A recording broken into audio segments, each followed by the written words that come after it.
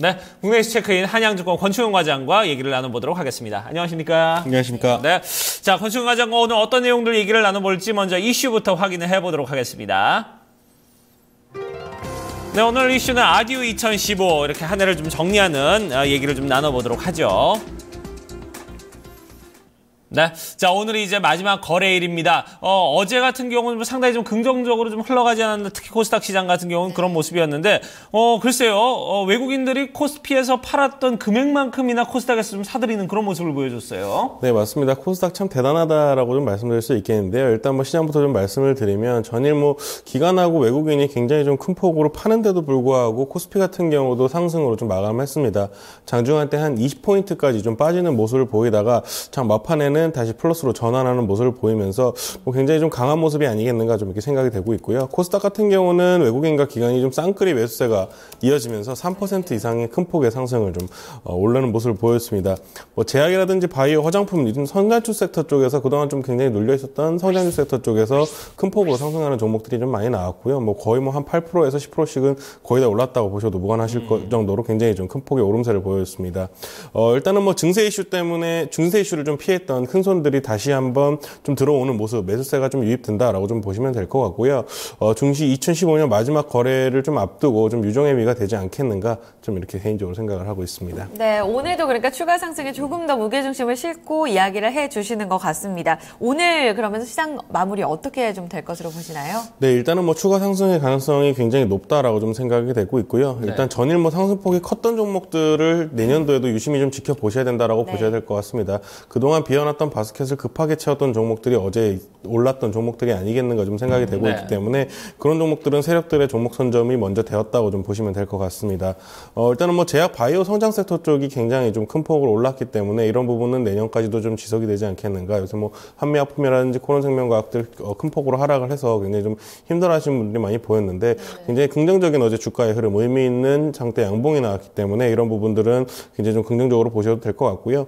일단은 뭐 수급 이슈 같은 경우는 내년 1분기까지는 크게 나빠질 이유가 없다라고 좀 생각을 하고 있습니다. 다만 뭐 외국인들이 계속해서 좀 매도 공세를 펼치고 있는데 이 부분만 좀 전환이 된다면은 시장은 큰 폭으로 좀 상승할 가능성도 있다라고 좀 보여지고 있기 때문에 그런 분들에 있어서는 그런 부분에 있어서는 굉장히 좀 긍정적이다라고 좀 생각하시면 될 것 같습니다. 네, 하지만 또 1월에 접어들게 되면 4분기 결산이기도 하잖아요. 그렇죠. 그리고 또 연간 실적에 대한 이야기들도 속속들이 나오고 있고요. 이런 부분에 대해서는 이제 올 한 해 분위기가 좀 어떨 것으로 보시나요?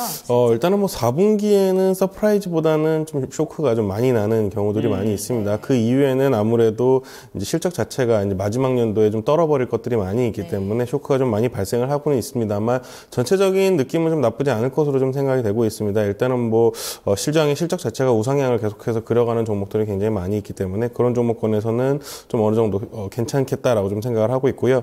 일단은 뭐 중소형주 위주의 포트폴리오 구성이 어느 정도 좀 유리하겠다라고 좀 말씀드릴 수 있겠습니다. 내년 한 해도 올해도 중소형주가 굉장히 좋았다시피 내년에도 좀 계속해서 그럴 가능성이 높다라고 좀 생각이 되고 있고요.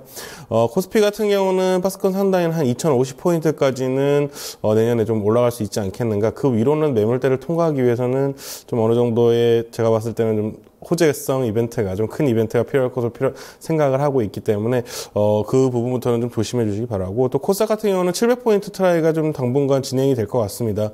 700포인트 간 다음에는 그 다음에 이제 또 시장 이슈를 봐야 되겠지만 코스닥 쪽에서는 박스권 상단을 돌파하기 위한 좀 움직임이 좀 굉장히 좀 나오지 않겠는가 생각을 하고 있고요. 제약 바이오 업종 쪽에서 상승이 나와준다면 700포인트 돌파가 그렇게 어렵지는 않을 것이다라고 좀 생각하고 있기 때문에 어제 제약 바이오 상승이 좀 어느 정도 코스닥의 리스크를 좀 없애주는 그런 모습을 보였다라고 좀 생각하시면 될 것 같습니다. 네, 그래요. 자, 전체적으로 뭐 이렇게 좀 2050선까지도 좀 내다볼 수 있는 일단 뭐 박스권에서 이제 가장 고점까지도 예상을 할 수 있다 이렇게 좀 얘기를 해주셨는데 코스닥 같은 경우는 거기에다가 이제 700포인트까지 어떤 반등이 좀 예상이 된다. 전체적으로 좀 시장에 대해서 물론 이제 뭐 아주 큰 어떤 상승보다는 그래도 좀 우상향하는 이제 그런 모습을 좀 예상을 할 수 있다 이렇게 얘기를 해주셨는데 그러면 이제 업종별로 볼 때는 어느 쪽에 조금 더 좀 관심권을 가져보면 좋을까요? 네, 일단 뭐 항상 말씀드리는 제약 바이오 쪽은 계속해서 좀 좋아질 가능성이 많다라고 좀 생각이 되고 있습니다. 뭐 네. HLB라든지 뭐 코롱생명과학 이런 종목들은 아직 라이센스 아웃이 안 나오고 있기 때문에 이런 부분들은 내년에 나올 가능성들이 굉장히 좀 크지 않겠는가. 중소형 바이오 쪽 섹터 쪽이 좀 굉장히 좀 좋아질 가능성이 높다라고 좀 판단이 되고 있고요. 화장품 같은 경우도 중국인 출입국자 수가 굉장히 좀 늘어날 것으로 또 예상이 되고 있기 때문에 중국 관련주도 계속해서 좀 좋을 것으로 예상이 되고 있습니다.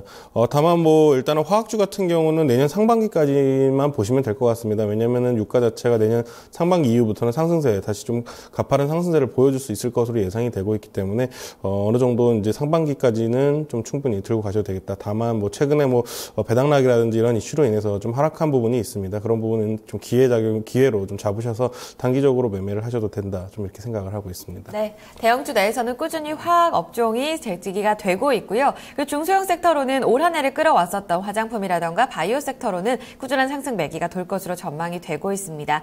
자, 오늘 마지막 거래일에 대한 전략 세워봤는데요. 말씀 여기까지 들어보도록 하겠습니다. 한양증권 권중현 과장과 함께했습니다. 감사합니다, 과장님. 고맙습니다.